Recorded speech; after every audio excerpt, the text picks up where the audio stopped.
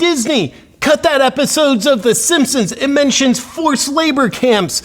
That'll offend the Chinese Communist Party. What's up, my beautiful freedom-loving friend? Welcome back to the JP Reacts channel, where we like to call out the lies, hypocrisy, and corruption of tyrants, which means I'm not a fan of communism. I like democracy. I love freedom. And it's been going all over. Disney is doing the bidding of the Chinese Communist Party, helping them cover up forced labor camps in China. There's over 1 million Uyghur people imprisoned in Chinese labor camps.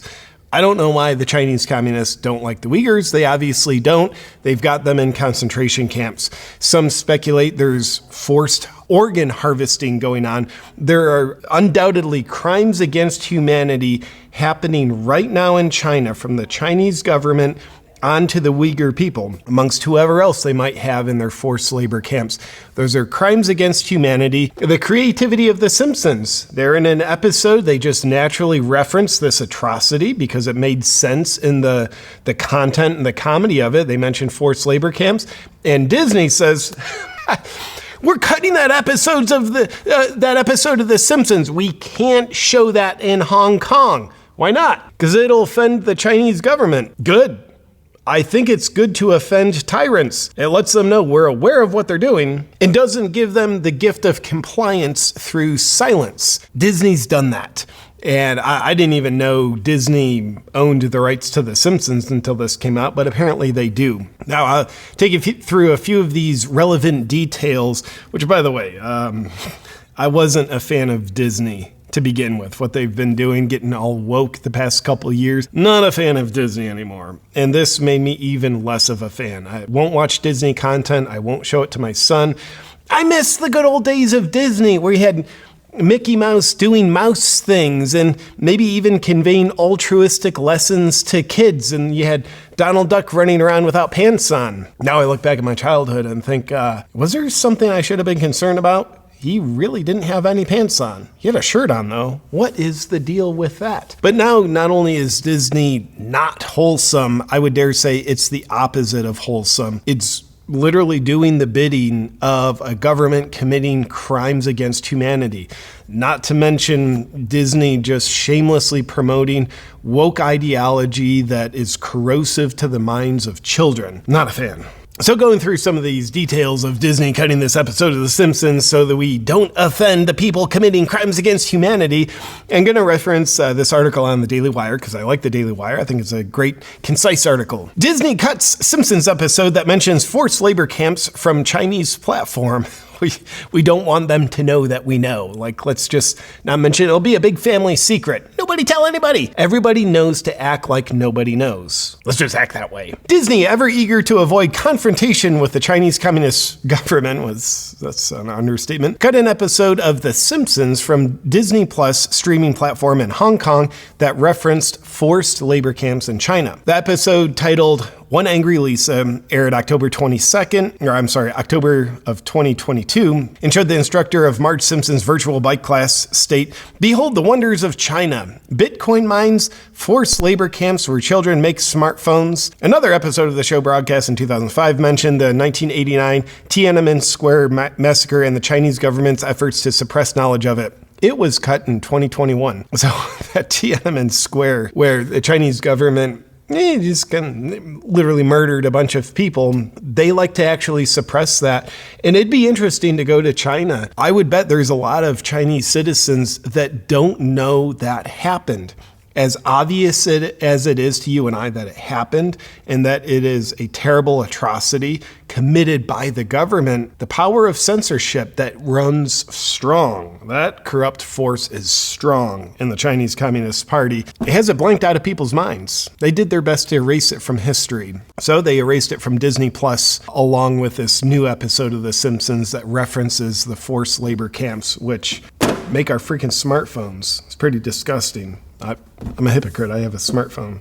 I don't like that. But why did they do it? Let's get at it. Cutting the episode had more to do with the company's ties, current and future, in mainland China, says Kenny NG, Associate Professor at the Academy of Film at Hong Kong Baptist University. It's a very long name for a university. It could be strategic to eliminate any China-offending episodes. It is good to offend people doing wrong, doing evil, because just by mentioning and acknowledge the evil they're doing, that offends them because it's a reality they don't want you to know about, thus they get offended when they know you know about it. Offend people that are doing evil. That's a good service. Well, let's get on with it, what the Disney CEO says. In October 2019, speaking at the Wall Street Journal Tech Live conference, Disney CEO Bob Iger admitted that Disney would stay silent regarding the Hong Kong pro-democracy protests. So obviously, Hong Kong used to be a democracy and China regained rights to it in 1997. They're like, screw your democracy.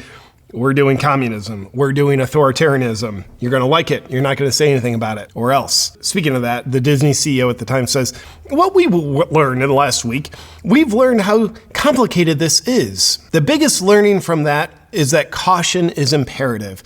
To take a position that could harm our company in some form would be a big mistake. I just don't believe it's something we should engage in a public manner. And then the article goes on, and this is Senator Ben Sasse, a Republican from whatever state NE is. Is that Nebraska? He responded to the Disney CEO saying, "Sell your soul to save your profits." It's going to be a hell of a plotline for Frozen 2. In my opinion, that's exactly what this is. Disney and the people running Disney selling their soul in the name of profits. A soul wants to do good. A soul wants to help people. A soul wants to stand for truth. But when you sell out anything the soul stands for to protect your profits, the Chinese market, you're literally selling your soul. We have to call it what it is. Disney, you used to have a soul. You have sold your soul. That's why you are now soulless, Disney. Does that make sense? I'm not an advocate that every company out there needs to come out and make a position statement on everything going on in the world, every single political issue. In fact, I would love a lot of companies just not to do that. Like if you're selling tires, I don't need to know where you stand on abortion. Just sell tires and shut up. Good, you sell women's tampons, just sell them. You don't have to and men menstruate too. No, just shut up and sell your tampons. So I'm not necessarily saying Disney needs to come out, leave their lane and start going out of their lane and calling out the human atrocities going on in China. But when a creative element of the Disney program, in this case, The Simpsons, it's got writers, it's got creative minds behind it. When that natural creativity is expressing in the line of China has forced labor camps, that's a natural creative expression of one of Disney's entities, The Simpsons. But when they constipate that creativity, when they cut it, or they go talk to the writers, you can't do that. Instead of talking about forced labor camps, talk about men menstruating. That's going to be acceptable. That is where they're certainly selling their soul. They're literally sacrificing creativity. Creativity comes from the soul. Creativity wants to come from truth. It wants to represent truth. That's what good creativity is. Helps you see a truth that's not obvious. But when you dampen that, you're literally selling your soul for profit. What's the cost? Your soul? Yes, but there's a bigger cost. You're covering up people's suffering that's going on. The unjust suffering of people in forced labor camps, concentration camps that are tyrannized by the Chinese Communist Party. Disney, you have sold your soul. You are soulless. Not a fan. Used to be, not a fan. I don't ever see myself becoming a fan again in this lifetime. Even if you regain your soul, you lost my trust. With that, I think it's important to know what Disney's doing because we all vote, yes, with our votes, hopefully they count, but our more powerful votes are where we put our time, attention, and money. Most importantly, our attention, because what we're paying attention to helps shape our thinking. It influences us. I don't want to pay any attention. I don't want to vote for Disney with my attention because I think I deserve better. I will not let my son's attention vote for Disney because he deserves better. He deserves something with a soul in it. That's what I want influencing my son, my family, myself, and my community.